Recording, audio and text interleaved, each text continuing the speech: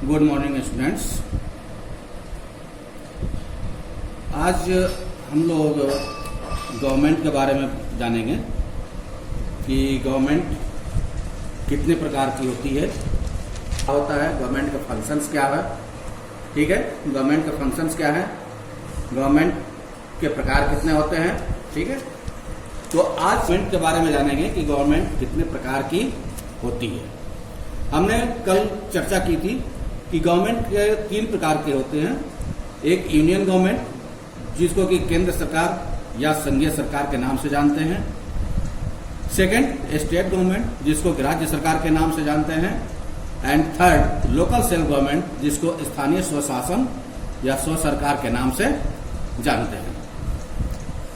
Union government जो होते हैं, यूनियन गवर्नमेंट जो केंद्र सरकार यानी जो केंद्र सरकार होती है उसके जो प्रतिनिधि हैं, रिप्रेजेंटेटिव है, हमारी जनता के द्वारा चुन करके ये पार्लियामेंट में जाते हैं, जहां से पार्लियामेंट से वो लोग रूल बनाते हैं जिनको कि हम लोग एमपी के नाम से यानी मेंबर ऑफ पार्लियामेंट के नाम से जानते हैं।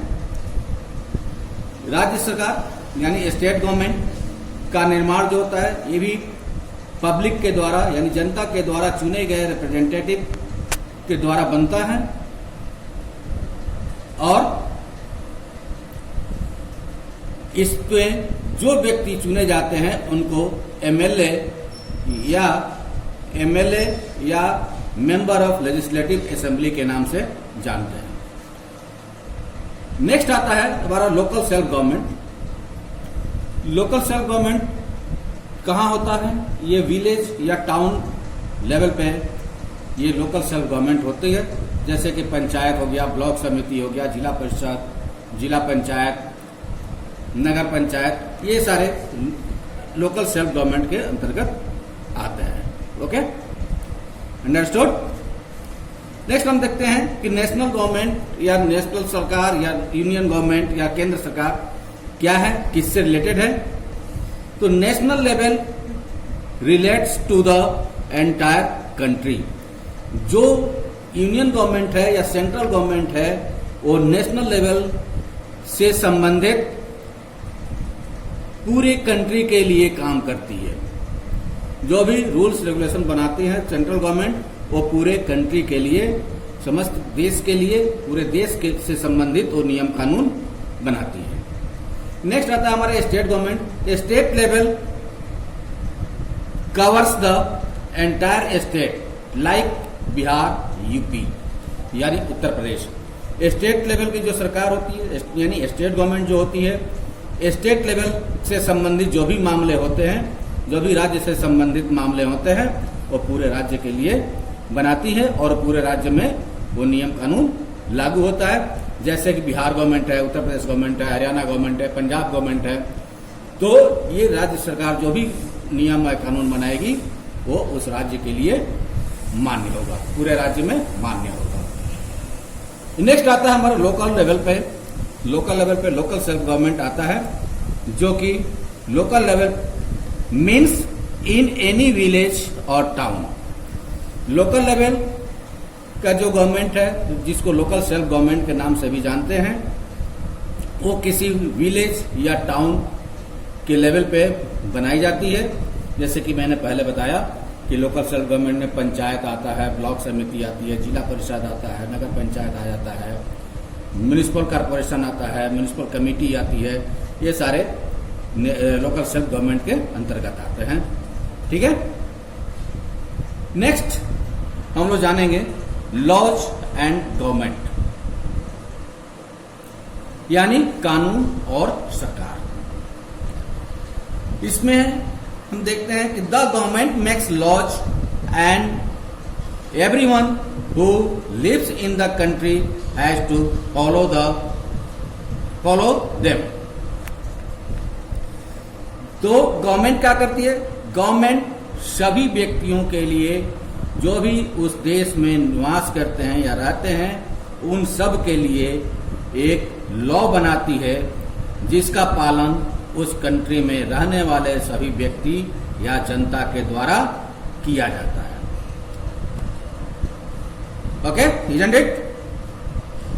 The government also has the power to enforce its decisions. तो लॉ तो कंट्री ने बना दिया, गवर्नमेंट ने बना दिया, बट उस लॉ को लागू भी करवाना है। तो लागू करवाना है तो गवर्नमेंट को पावर भी चाहिए। ऐसे तो जनता, कोई भी जनता अपने ऊपर फोर्सबली तो लागू नहीं करेगी। तो गवर्नमेंट के द्वारा जब किसी भी लॉ को बना दिया जाता है तो उस गवर्नमेंट के पास कुछ पावर्स भी होते हैं जिसके द्वारा वो जनता में लागू करवाती है या जनता के ऊपर लागू करवाती है अपने डिसीजन को। कि कोई भी डिसीजन लेती है अगर सरकार तो उसको कुछ शक्तियां ही प्राप्त होती है जिसके द्वारा वो जनता पे लागू भी करवाती है। फॉर एग्जाम्पल हम देख सकते हैं, there is a law that says that all person driving a motor vehicle must have a licence.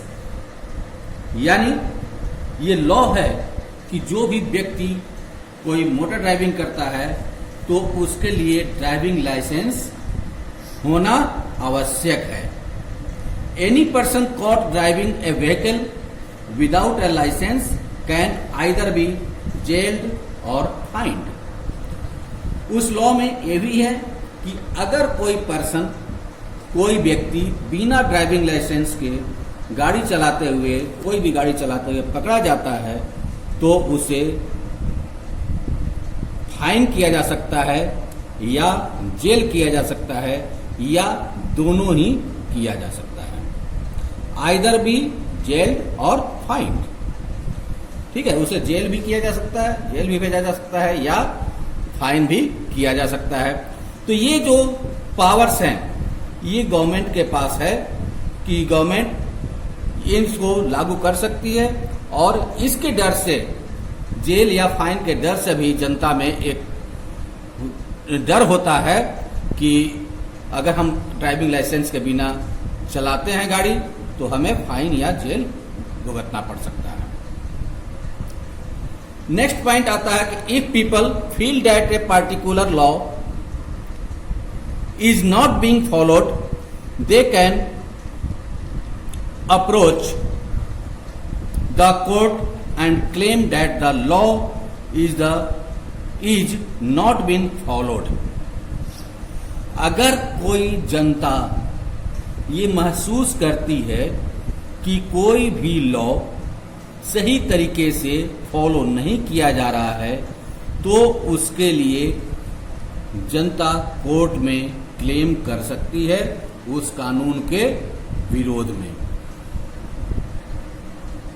नहीं समझ में आ रहा है? बात यह है कि अगर कोई जनता या एक जनता का समूह ये समझता है कि कोई भी सरकार के द्वारा जो नियम बनाया गया है वो सही तरीके से फॉलो नहीं हो रहा है तो उसके अगेंस्ट में जनता कोर्ट में या न्यायालय में जा सकती है। For example, if a person feels, for example, they were not given a job because of their religion or caste, they can move the court. अगर कोई जनता या कोई ग्रुप ऑफ पीपल समझता है कि किसी भी जॉब को देने, किसी भी नौकरी को देने के लिए सही तरीके से नियम का पालन नहीं किया गया है या जाति या धर्म के आधार पर डिस्क्रिमिनेशन किया गया है या भिन्नताएं की गई है, तो उसके अगेंस्ट में जनता या कोई भी व्यक्ति कोर्ट में जा सकता है। Can move the court. Next आता है, ये तो हो गया हमारा गवर्नमेंट के बारे में। तीन गवर्नमेंट हमारी हो गई, तीन स्तर पे, तीन लेवल पे, यूनियन गवर्नमेंट, स्टेट गवर्नमेंट और लोकल सेल्फ गवर्नमेंट। नेक्स्ट हमारा हुआ लॉज एंड गवर्नमेंट, ठीक है, कानून और सरकार। उसके बाद आता है टाइप्स ऑफ गवर्नमेंट, सरकार के प्रकार। मोटा मोटी कल मैंने बता भी दिया था कि प्रीवियस क्लास में मोटा मोटी बताया था कि गवर्नमेंट तीन प्रकार की होती है, एक monarchy, second democracy and third dictatorship. तो अब हम थोड़ा थोड़ा इसको ब्रीफ में जानेंगे कि मोनार्की क्या है, डेमोक्रेसी क्या है और डिक्टेटरशिप क्या है। तो फर्स्ट पॉइंट आता है हमारा monarchy. The monarch means king और क्वीन। मोनार्क का मतलब क्या होता है कि राजा या रानी। Has the power to make decisions and run the government. Monarchy में क्या होता है कि मोनार्की में मोनार्क के पास, मोनार्क मीन्स किंग और क्वीन के पास निर्णय लेने की और सरकार चलाने की शक्ति होती है, पावर होता है। किसी भी प्रकार की निर्णय लेने की और सरकार को चलाने की शक्ति किंग या क्वीन के पास होती है। They can have a small group of people. The kings और queens do not have to explain their actions और depend the decisions they take. Monarch king या क्वीन की सहायता के लिए एक ग्रुप ऑफ पीपल होता है, यानी एक लोगों का समूह होता है जिनका की सलाह किंग या क्वीन लेते हैं, बट केवल सलाह लेते हैं, उसको मानने के लिए बाध्य नहीं है। अंतिम रूप से डिसीजन जो होता है किंग या क्वीन का ही होता है। नेक्स्ट आता है द किंग और queen do not have to explain their actions और हेल्प और defend the decisions they take.